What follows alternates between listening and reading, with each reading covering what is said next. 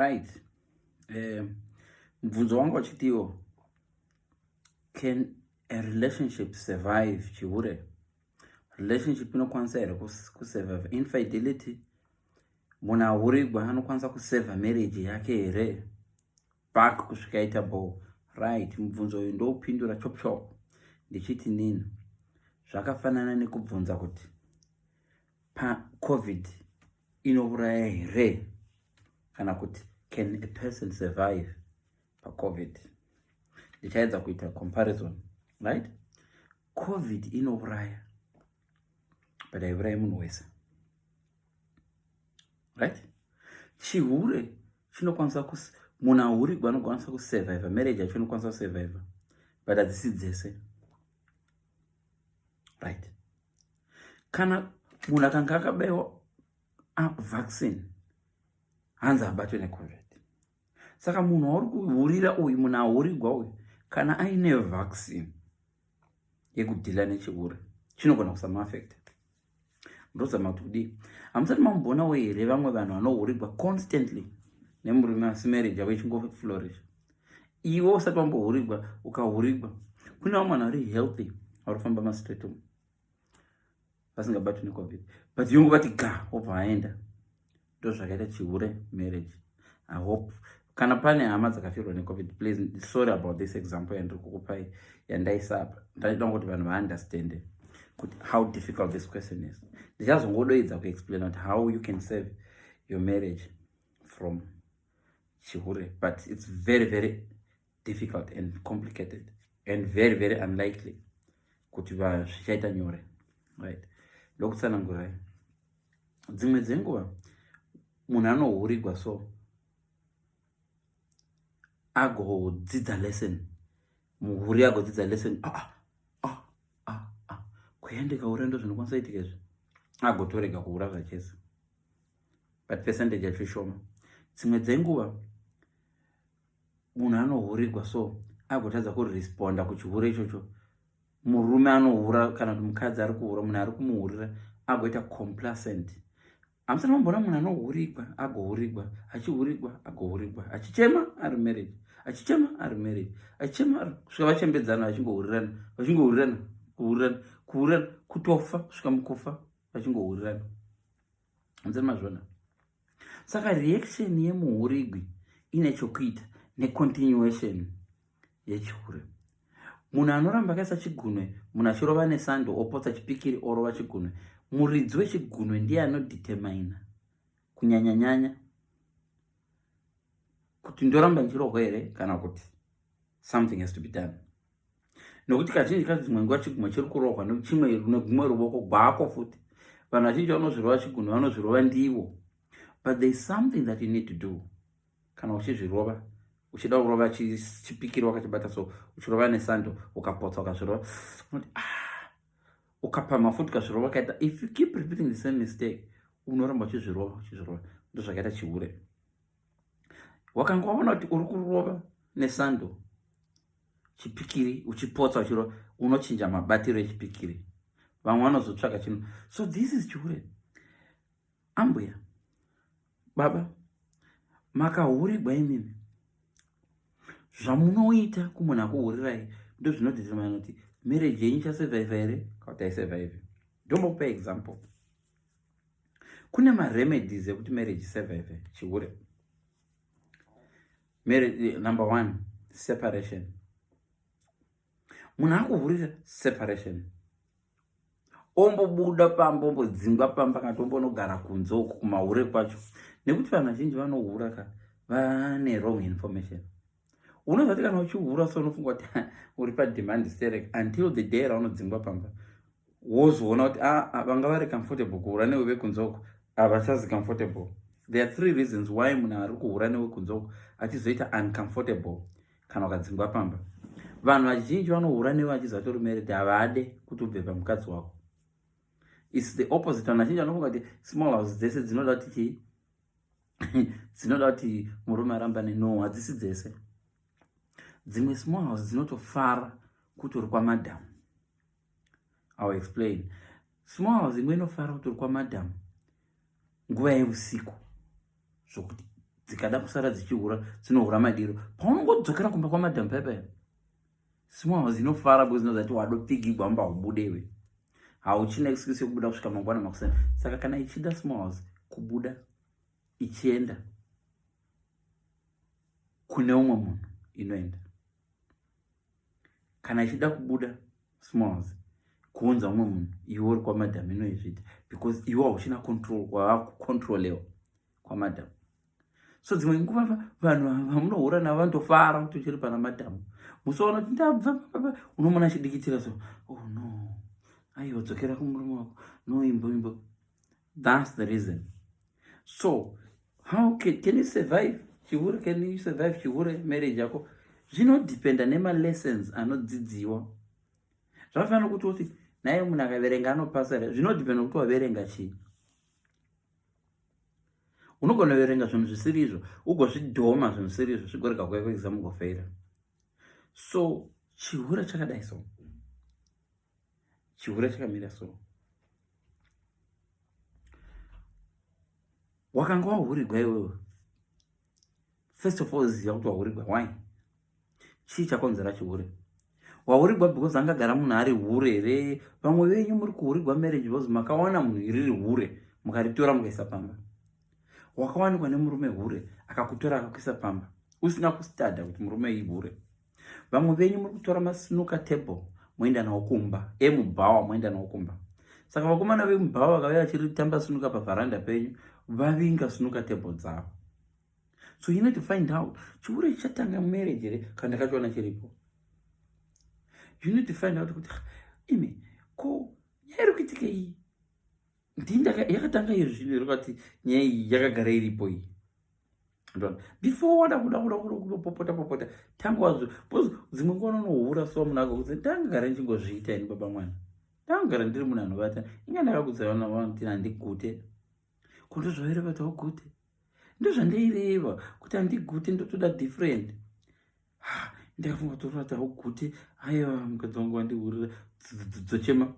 So sometimes separation inobetsera, ndo remedy one. Separation wahurirwa iwe, it doesn't matter kuti how long wahurirwa, bam, buda mumba mako. Kati ndakubuda mumba mako momboita weeks usipo. Sometimes varume tinodiscover value yenyu vanhukadzi nekumboita separate. But hang on a minute, it's very very delicate because ukahurira munhu ukabva iye anga asingachakudi hadzoke.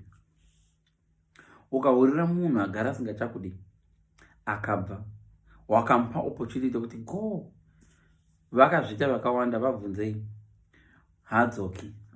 Vamwe vanhu vanokuhurirai because vakutoda opportunity iyoyo kuti ibva ndobva pamba pangu, ugara ndobuda pamba pangu, ukandihurira ndobva pamba pangu. Iyo obva wana small house yaanoda, obva tireka ndimuhurire ndibatwe, obva wati ndichamboenda. That's why uchiona mwana achiti vadzinga munhu vozonomutevera asina kudzoka. Munhu iye wazoti handichada murume handichamuda, waita method usina kustadha kuti anokuda zvakadii. So it's very very delicate, hazvisi straightforward. Kune vamwe vanhu vanohurirwa vodzinga varume, murume unoona kuti my god ndaruza, ozodzoka oregeregwa. Usavatevedzera. Unogona kudzinga murume obva anoti chwabheta kusmall house kwaenda ashe small house yochata nemurume wako misodzi apa for upenyu hwako hwese. Yes, kune vamwe varume vamuri kuramba vanoenda zvachese. Anodzoka after 2 weeks mabills omuremera. Shamwari, unopepuka murume agodona zvandotogona kubhadhara rendi ndoka zvandoto ende. Sometimes unobuda iwe uchifunga kuti achakumisa ka murume agowana kuti life yakutofaya usipo. It's very very dangerous. Pande imwe method iyoyo. The main thing wanofanirwa kunge waita kana wahurirwa kana kuti wahura, garai pasi find out what caused it. Hakuna chinhu chinoitika chisina cause. Mukagara pasi pasi nemunhu akakuhurira mubvunze pane chimwe chinhu chakaitika. Even kuri kuti akangoka rakahura kubasa, iyoyo yakaitika kubasa kuti akakaruka angosara nemukadzi weopposite nemunhu weopposite sex muoffice, iyoyo inenge iri cause yechihure. Hakuna chihure chinoitika pasina reason. even kuhura nokuti agara riri hure, it's a reason. Kuna baba mwana komazohura kubasa enda poka before ndatokurora taingozviita lunch taingoenda kusex. Yeah, it's a reason. Wanga usingazviziva hawako but ndo reason yake. So hakuna chihure chinoitika pasina reason. So you need to find out. Zvinova ndizvo zviri very very delicate to find out. Say zvimwe zvavo zvinogona kukuheta. So chinopinda mumba chihure, dzimwe nguva mukadzi vangu kuti komahura sei? Atanonditengera matohwe. Kwakadi ndibudza tinoda matohwe ndakanotenga kumusha pana kuti zvinotsva wotengesa muviri wako sha. Ndona, but it's a reason. Iwe wakatadza communicate naye akakudza ndoda matohwe, nhumbi yangu inoda matohwe. Saka hura nenhumbi yako ndikuti ndoda matohwe. Simple. Ngoma nawe matohwe awe akati ndine matohwe pano but ndoda kuhura. Find out. Iwe kangozvona kuti matohwe ndo akurisa mukadzi wako, chitodyara matohwe pamba papo kuti utogara uchimaorder ogara ari mufiriji. Tiri kunzwanana here apa, zviri kumeka sense here? Hakuna correct answer. Wogona kuenda kunobvunza neighbor naini ko chirwere chakuurayai sei? Ndangokosora ndikakosora. Izvo pamwe neighbor anga ane ma-underlying sicknesses anga asingazivi. Just because waimuona achienda kuchipatara achinzi ari fine, pamwe kune underlying sickness imwe yavakadarikira. Usamuteedzera. Ndona. Oye COVID aiuraya vana vadiki COVID. Yes, ine vamwe vana vane 6 years vari kufa, ine vamwe vana vane 12 years vari kufa. But vazhinji vacho havafi. Uri kunzwa? Umwe anongoikosora, hakuna footballer wamati mambo wafa nayo. But mamwe mafootballer akada kuteedzera ipapa unogona kungofa. Ndo zvakaita marriage. So can a marriage survive chihure? It's a tricky one. Very unlikely, but yes, dzimwe dzinosurvive chihure. Ukahura marriage, munhu akakuhurira marriage mukasurvive mukatanga kudanana more, it doesn't necessarily mean kuti method yashandisa ndeyekuchirega chihure. Angochinja mahuriro kuti usamubata marriage kadoendeka. Vamwe vanhu vakahurirwa marriage, 95% yemamarriage fane akatombohura, vamwe akatobatwa. But just because marriage yenye yakufaya hazvireve kuti munhu wacho akarega kuhura. Zvinongoreva kuti hauchamubati akachinja method yakamubatisa kekutanga kana kuti akachinja kwekuhurira. Tikunzwanana here apa. So ukaona marriage but vamwe vanhu vanohurirwa then varume vodzikama uchitsanya uchididi. No. Dzimwe nguva haana kudzikama. Akangorega kuhurira mutauni imomo, akangorega kuhurira munyika imomo. Asi akaenda kuAfrica pano mavhiziti aya vanoenda kuAfrica aya vanenge vachinohura. Iwe wasara hako kuno. Vanenge vachinohura. Ende hama dzemurume wako kana hama dzemukadzi wako dzikazviona kuti sisi vanenge vaenda vakanohura, havakufoneri kuti kwewe hanzvadzi dzedu yauya kuno ichibva kuBritain uko kuzvayahura naiwe. No. Vamwe vachona vanodouya achisuka ndiro pamba ipapo vana mai esimbuya washa vake vandoziziva. Vane imwe information vandoziva. Mwanangu usadero unozobahwa mwanangu. Mama ndemurora wenyu wokuno anogona senga une. Iwe uri Britain uchitumira dzimwe mari, so kuti mari yashota kunoko. Munhu achitoenda kunohura nayo. It's quite possible. So ziva difference yekuti munhu akarega chihure here kuti akachinja method yawakamubatisa. And does it help you kuti uziva kuti akarega? Yes, maybe ukaziva kuti akarega unozoziva kuti zvirwere zvinogona kuuya marriage. But question yamabvunza iri very very complicated but iri straightforward. So can a marriage survive chihure? But very very unlikely. Munhu akuhurira we anokuda here. Key yokuavoida chihure ndekuti danana nemunhu waunoda achikudawo. Kashoma kuhurira munhu waunoda. Munhu waunoda zvinokurwadza kumurwadzisa. Love nana mama. Vangani venyu mwana wenyu akakumbira dombo vanomupa bwe, akakumbira chingwa vanomupa dombo. Vangani venyu vanoti mwana wenyu akakumbira hove momupa nyoka. Ndozvairehwa naJesu. Why akashandisa vana? Because love inemubereki pamwana yakasiyana nelove yaunoita kumudiwa.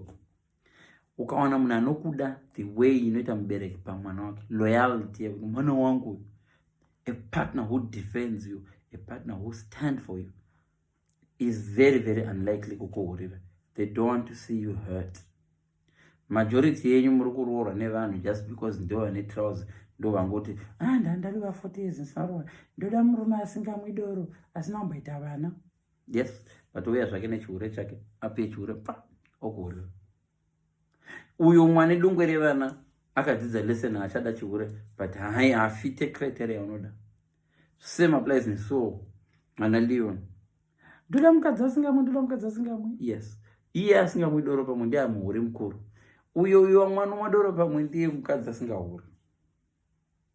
Chimwe chandoda kudza ndechekuti the more pretty or handsome, the prettier your partner is, the more the chances of them in the way to be tempted for chihure. It's a fact. Inzwaka mukadzi wako akaita chimiro chinoonekwa. Listen, usatombovanda kwa statement yandikuti mukadzi wako kana ane chimiro chiri perfect, machances ake ekukumbirwa kuhure, handisi kuti ekuti ahure, machances ake ekukumbirwa chihure nemunhu anybody ano increase. Mafavors anoitirwa mamwe nokuda kwebody yake chete anowanda. So zvangova kwaari kuti temptation iye anozoikunda here ikaramba ichiappear.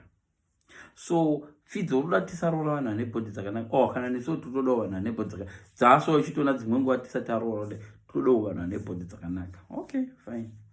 But zvizivei mukadzi wako kana ane body yakanaka, whether anodrive kuti anokwira bhazi akafamba panzava, nyangwe akasanyengwa, kuno mumwe munhu anomuona sona pawindow akadongorera nekete so oti nechemwoyo oti it's a fact. That's why ndichizoti nini, then vakadzi vane body dzakanaka kashoma kuti vave negood character yakanaka. Not because body ndiyo inokonzera, but matemptations acho anovawandira, attention yacho inodzoka yowandisa, mamwe maoffers anozoita too hard to turn down.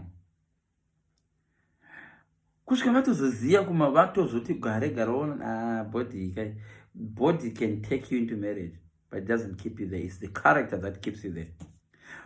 Which is also why uchizonati vanhu vacho vari single ndo vane body dzakanaka. Vanhu vazhinji vari single ava ndo vandori nebody dzakanaka.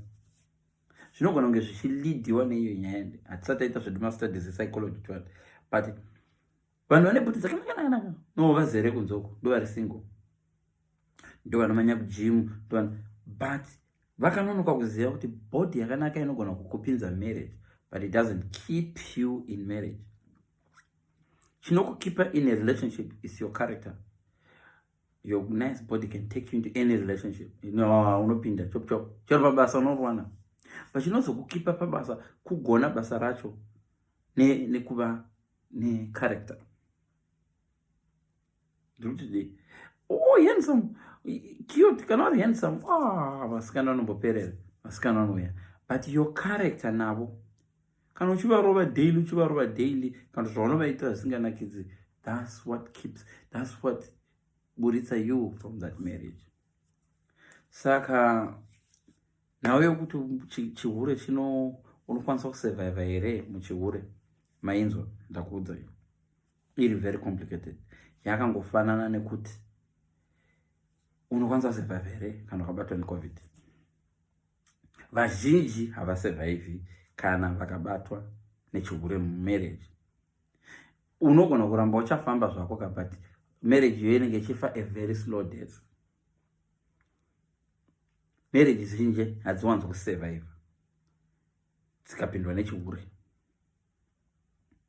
Nokuti munhu anokubvunza naye wandihurire iyo kudza kuti chakaita kuti ndihure ndechekuti iwo zvaunondiita mubhamu, sometimes haundipa attention, sometimes haundidye, saka iwe kunzi haindidya.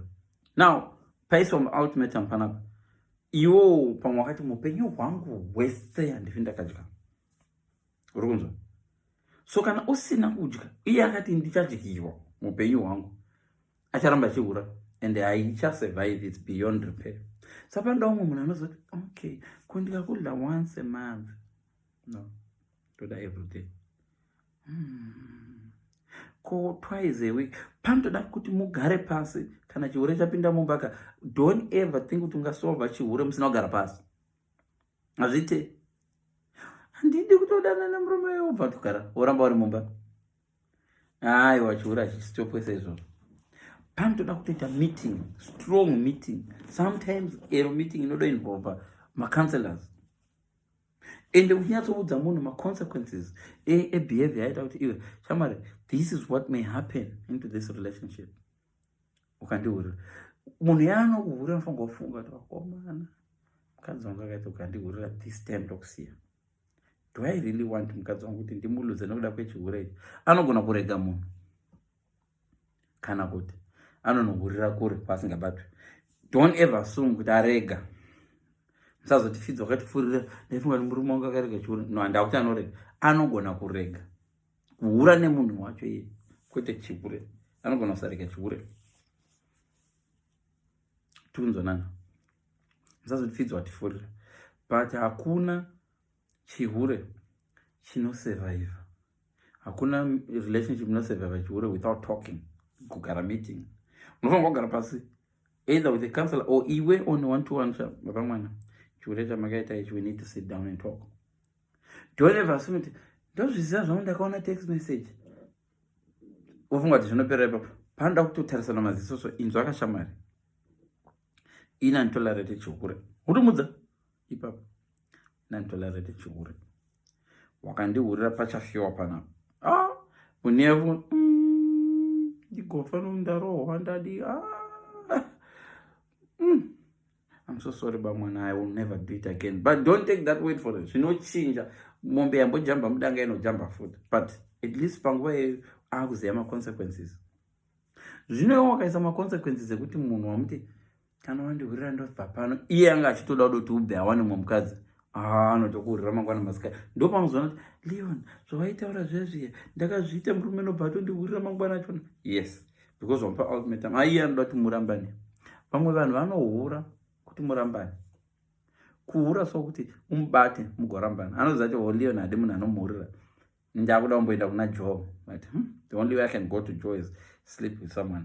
Leon obva ndiramba. Toenda kwacho. So remember, imwe itsoro. Zvivharo zvese zvimwe zvaunodya padraft, zvimwe zvacho unopiwa kuti udye. Mukudya ibomo unochiitwa kuti udye ugodyiwa. Antowana. So munhu anokuhurira as a way of kukudzinga pamba. Iwe ugodofamba kuti ndini ndakamuramba. No. Akaplana kuti umurambe nekukuhurira. So you need to be very, very careful, papa. So ishoma relationships inosurvive chihure. But dziriko. Enda kuti tokuudza ndichadzokorora. Dziriko. Dzinosurvive sei? Ndakuudzai. So survive sei dzimwe dzacho. So can someone akahurirwa remarry and have a successful marriage? Yes, but they need to recover. So zvakafanira kuti naimi saka munhu ambobatwa neCOVID anosurvive here kana COVID ikazomudzokorora. Zvakudipenda nema-antibodies ake. Pamwe zviCOVID zvifambata zvishoma, but ukazouya strain yeku-South Africa ikabatanidzwa necholera, anogona kufa futi naye COVID. I hope ndikupa example anomake sense. What are you trying to say, Leon? Ndiri kuzama kuti nini munhu ahurigwa ukanomuroora iwewe asina kurecover. Munhu ahurigwa akaenda kunext relationship asina kurecover, anobleeda kufira mo. Munhu abayiwa nebanga ukaenda naye kumba kwako usina kuvhara paari kubuda ropa napo, anogona kudonhera musitting room yako, maporisa akandiwa muuraya. Munhu abayiwa nebanga unofanira kuti ronda rako rapora here, tokuendesa kuchipatara. Satenda haungotakuri munhu apondwa murodhi, arohwa murodhi kuti aende kumba kwangu. Unotanga kutarisa kuti ari pastate yekuti anorecover here. So mwana munotora muchiisa marelationship yavo, mabounce relationship. Akahurigwa, you're the first person atanga kudanana naye iye achibva mukuhurigwa. Ukamuti I love you, amuti nhema. How can you love me? Ndine zidumbu rakadai so. Why uchiti nezidumbu? Ndambozvimenshena X akamuramba wacho akasiya muti zidumbu, hakuna achakuda. So haana kurecover munhu. She's bleeding. So iye munhu iye ari kungoenda kupepa 2. Vamwe venyu makarecover. Unorecover zvakanaka from chihure. Ndazvidza ndandakaroorwa nedingi. Unotora pepa 2 yemurume akarambirwa kuura samwe. Oyozo kuponda kukupedzisa manje. Warohwa neshamu, wakunotora munhu anorova netsvimbo. Warohwa netsvimbo ita unconscious. Wozodyiwa neshumba. Example yandikupai. So ndozviri kuitika izvozvo. You can survive pokutanga wozonopedzisiwa. So kana dziri mhuka dzesango dzaenda kunomwa mvura, nyati inogona kurumwa necrocodile, yobata pauro, yobuda, yokuvara mutsipa. Asi yasurvive crocodile. But mukufamba muinorumwa neshumba manje. Haichina power rokutiza shumba. Shumba yawana nyati isingatizi, yauraya. So shumba nyati inogona, dzimwe nyati dzofunga kuti shumba akapenga, shumba akauraya nyati. No, shumba akawana nyati yakawanikwa neshumba yadombo damage pamwe yagurwa gumbo, because garo rikaruma gumbo rinoruma rochikora riregedzi. Nyati inobva kuda chikamina, but kukamina kwake kwakaita kuti ropa riyerere mapere, inobva ona pane ropa, ndobva noona nyati akamira pasi pamuti, inobva yaruma kusvika nyati atofa. So vanhu vanoti nyati yakaburawa nemapere havazive. Ndozama kuti kudii panyaya iyi. Vamwe vanhu vanozouya vachibleeda murelationship yako ivo vakabayiwa nebanga kurelationship yekutanga havana kurecover. So iwo ukawana munhu akabuda murelationship yake, find out takabudirei. Ndakabuda murelationship nokuti ndaingofunga kuti murume wangu anohura, saka paiwe every time ndaimurova mbama, ndikangofunga tahura vamurova mbama. So iwo upinda murelationship iyoyo wotanga urova mbama every Friday, paunongodzoka uchibva kubasa mbama every Friday, upedzisira wado divorce. Wakazvipinza muna taisira, ndokunzi kupinda muna taisira. Ndiwo example yandoda kuudza. Find out kuti kwaiwo relationship yako yekutanga chii chausinga, zvii zvaunofarira about me, zvii zvausingade about me, zvii zvausingade kana karamba, zvii zvausingade pamurume. Hai, ndinovenga murume anoenda out. Iwo chizatu uri munhu wema-out, buda. Nyangwa nemagaro akaita sei, chitobuda, usapinda.